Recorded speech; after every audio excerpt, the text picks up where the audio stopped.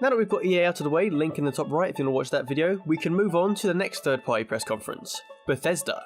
They're usually pretty good. They've had some controversies like no review copies before launch and Creation Club stuff, which was pretty shitty of them, but on the whole, they seem to be a pretty decent publisher. So, what can we expect Pete Hines to come out and talk about this year? Well, we know we're getting some more footage for Rage 2, which is being made by id Software and Avalanche Studios. I think it looks pretty fun, so I'm quite excited to see some more of it and get a release date. We know it's coming sometime in 2019, but I expect we'll get a precise date. You may be thinking that because id Software is making this, then there's no chance of a Doom sequel. Well, boys and girls, have I got some news for you. id actually has two studios, their main headquarters in Dallas, Texas, and another studio that was opened up in 2015 in Frankfurt, Germany.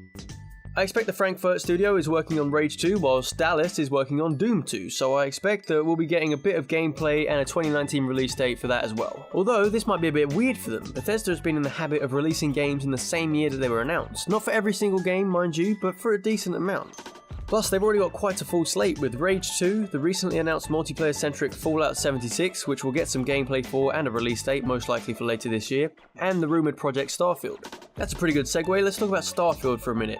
Are we going to see Starfield if Fallout 76 just got announced?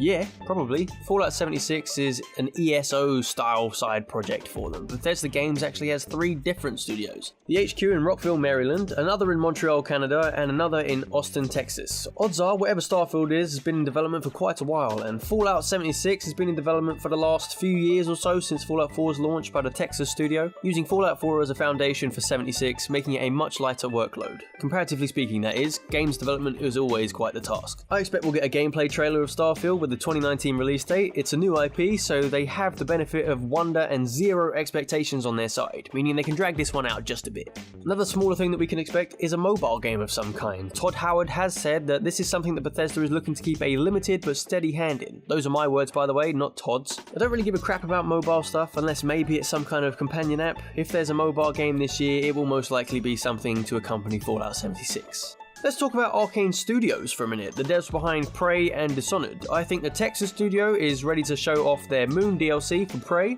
and the studio in Lyon, France is probably working on a new or existing IP that isn't Dishonored.